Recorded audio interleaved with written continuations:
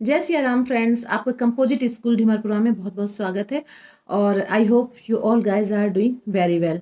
सो friends, आज की video में हम आपको एक कहानी की ओर ले जा रहे हैं। और यकीन मानिए, ये कहानी सुन के ना आप अपने बच्चों को इस तरह से ट्रीट करने लगेंगे कि वो लाइफ में बहुत ज़्यादा उन्नति पाएंगे, ठीक, बहुत ज़्यादा सफलता पाएंगे। लेकिन होता क्या है कि हम पेरेंट्स होने के नाते ना कभी कभी बच्चों को बहुत ज़्यादा कंफर्ट फील कराते हैं कि नहीं नहीं, तुमको ये काम नहीं करना है, तुमको ये नहीं करना है। लेकिन इस कंफर्ट का उनके जीवन पे क्या असर पड़ता है ना, तो शायद ये आप खुद समझ नहीं सकते हैं। और फिर क्या लाइफ के उस समय बाद आपको ये चीज़ रियलाइज होती है कि अगर आपने काश ये काम उस समय न किया होता तो आज इतनी बड़ी समस्या नहीं आती। तो चलिए, बिना किसी देरी के चलते हैं कहानी की ओर। पर कहानी पर जाने के पहले मेरा आपसे विनम्र निवेदन है कि प्लीज़ चैनल को आप सब्सक्राइब करिए, आप वीडियो को लास्ट तक देखिए। ये वीडियो आपके जीवन में बहुत बड़ा परिवर्तन लाएगी, आपके जीवन में परिवर्तन लाएगी, आपके बच्चों के जीवन में बहुत बड़ा परिवर्तन लाएगी। अगर आप पेरेंट्स हैं तो पेरेंटिंग टिप्स ये बहुत अच्छा आपको देगी। प्लीज़ यकीन मानिए, इसलिए आप वीडियो को पूरा लास्ट तक जरूर देखिएगा। होता क्या है कि पुराने समय की बात है, एक नगर में एक राजा थे। उनको कोई आके दो ईगल के छोटे छोटे जो बच्चे होते हैं ना, वो गिफ्ट में देते हैं कि भाई हमारे यहाँ ये ईगल के दो बच्चे अंडे हैं, उससे ये बच्चे निकले हुए हैं, तो इसको हम आपको गिफ्ट में देते हैं। तो राजा को गिफ्ट में दिए। राजा को वो ईगल जो छोटे छोटे बाज थे, बच्चे छोटे छोटे, बहुत बहुत पसंद आते थे। राजा उन दोनों को बहुत ही ज़्यादा पसंद करता था। तो अब राजा चाहता था कि भाई मैं अपनी आंखों के सामने इन बच्चों को बढ़ते हुए देखूं, ठीक। तो कुछ समय बाद वो क्या करता है कि एक केयर टेकर रख लेता है, जो उन ईगल यानी कि उन बाज की जो देख रेख करे, उसके लिए वो एक केयर टेकर रख लेता है, ठीक। और केयर टेकर को बोलता है कि अब ये जो छोटी छोटी ईगल के बच्चे हैं ना, तो इनको आप प्रैक्टिस यानी इनको आप पढ़ाइए, समझाइए कैसे भी कि ये बहुत आसमान में बहुत ऊंचाई से उड़ सकें। आप इनको कुछ ऐसा सिग्नल दीजिए कि जिससे वो समझे कि हाँ, मुझे इतनी ऊंचाई तक उड़ना है। तो केयरटेकर भी ठीक ऐसे ही करता है कि भाई राजा ने जैसा भी कहा, सेम उसी तरह केयरटेकर करना शुरू कर देता है, ठीक। कुछ समय के बाद राजा आके देखते हैं कि भाई जैसे ही सिग्नल दिया तो दोनों जो बाज के जो बच्चे थे वो दोनों आसमान में ऊंचाई पे उड़ने लग गए। कुछ समय बाद एक ईगल तो देखा ये बहुत ऊंचाई में उड़ रहा है, लेकिन जो दूसरी तरफ जो दूसरा ईगल था, बाज था, वो आके उसी पेड़ की एक शाखा में आकर बैठ गया कुछ समय बाद। तो राजा ने पूछा कि भाई तुमने सिग्नल दिया, एक ईगल तो इतनी ऊंचाई में उड़ रहा है, जबकि दूसरा ईगल ये बच्चा है बाज का, वो इस शाखा में आकर बैठ गया है, क्यों? ये इतना ऊंचाई पे क्यों नहीं उड़ पा रहा है?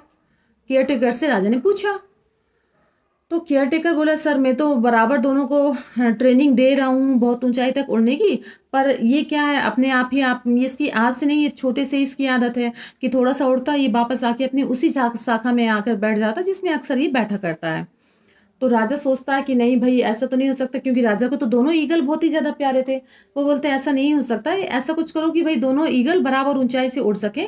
और मैं इस तरह से नहीं देख सकता कि एक बाज इतनी ऊंचाई में उड़े, एक दूसरा छोटा छोटा रह जाए या वो उड़ना भूल जाए। तो ऐसा कुछ करो कि जो कोई भी, एक काम करो कि राज्य में घोषणा करवा दो कि जो कोई भी इस जो छोटा बाज का बच्चा है इसको ऊंचाई पे उड़ाना सिखा देगा तो उसको बहुत ढेर सारा इनाम दिया जाएगा। केयर टेकर ने ठीक ऐसे ही किया। राजा के कहने पर उसने घोषणा करा दी कि जो कोई भी आगा इस बाज के बच्चे को उड़ा लेगा इतनी ऊंचाई में, तो राजा उसको बहुत ढेर सारा इनाम देंगे।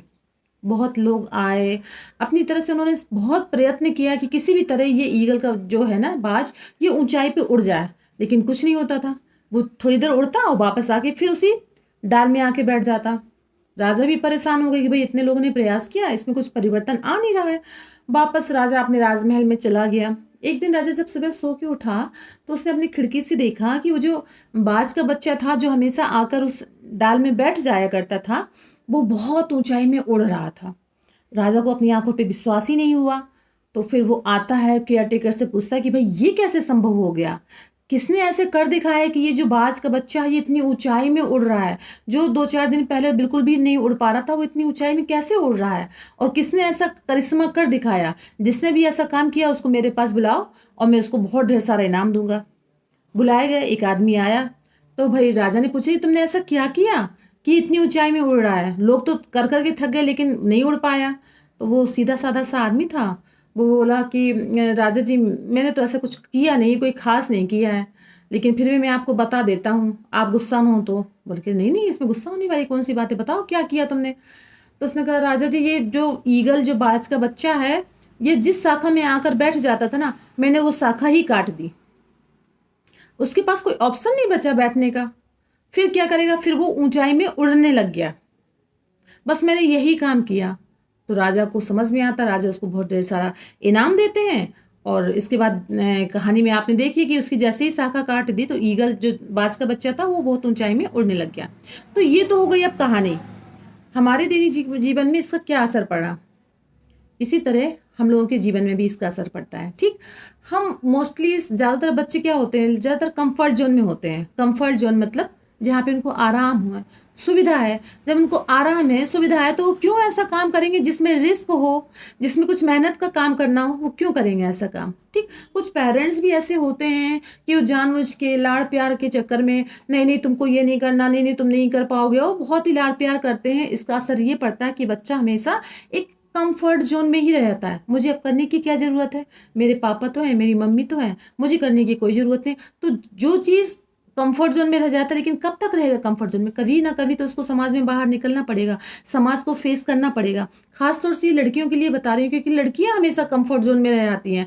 छोटी होती हैं तो पेरेंट्स, पिता के, जब बड़ी होती हैं तो भाई के नज़र में रहती हैं, और इसके बाद शादी होती है तो पति के। पर जब कभी समाज को फेस करती हैं तो उन्हें भी इस समाज के बारे में जानकारी होनी चाहिए। इतना ज़्यादा कंफर्ट जोन अगर उनको रहेगा तो कभी ना कभी ऐसी समस्या आएगी कि कभी उनको अगर बाई चांस मौका मिला अपने कंफर्ट जोन से बाहर निकलने का, तब शायद वो इतनी अच्छे से सरवाइव नहीं कर पाए। अगर पहले से ट्रेनिंग दी गई होती, पहले से समाज को दिखाया गया होता कि देखो ये इस तरह का समाज है, तुम्हें ऐसे करना है, तो वो ज़्यादा असर पड़ता। तो मेरे लिए मतलब इस कहानी के द्वारा मैं बस यही बताना चाहती हूँ कि अपने बच्चों को उतना प्यार दीजिए जितना उनको ज़रूरत है। अत्यधिक प्यार, अत्यधिक लाड़ प्यार में बच्चे हमेशा एक सेफ जोन पकड़ लेते हैं, उससे बाहर वो निकलना ही नहीं चाहते। फिर जैसे ही थोड़ा बड़े होते हैं तो आप ही पेरेंट्स उन पर प्रेशर बनाते हैं कि भाई देखो फलाने का बच्चा निकल गया, उसका बच्चा निकल गया, तुम तो कुछ कर ही नहीं पाए। तो भाई कुछ कर नहीं पाए तो इसके लिए जिम्मेदार कौन है, कुछ बच्चा जिम्मेदार है, लेकिन कुछ आप भी तो जिम्मेदार हो। आप सोचिए कि आपने भी तो कितनी गलतियां की हैं। तो बच्चों को उतना ही प्यार दीजिए जितना जरूरी है। अत्यधिक प्यार, अत्यधिक लाड़ प्यार, अत्यधिक कंफर्ट देना भी बच्चों के लिए हानिकारक होता है। तो बस इस कहानी के माध्यम से बस मैं यही आपको बताना चाह रही थी। तो आई hope you like my video. मुझे आशा है कि आपको मेरा वीडियो पसंद आया होगा। यदि आपको मेरा वीडियो पसंद आया हो सो प्लीज़ चैनल को सब्सक्राइब करिए, इस वीडियो को अपने फ्रेंड और फैमिली में शेयर करिए, एंड कमेंट बॉक्स में लिखिए आपको ये वीडियो कैसा लगा, आपको ये कहानी कैसी लगी। फिर मिलते हैं हम लोग नेक्स्ट वीडियो में, तब तक के लिए जय सिया राम।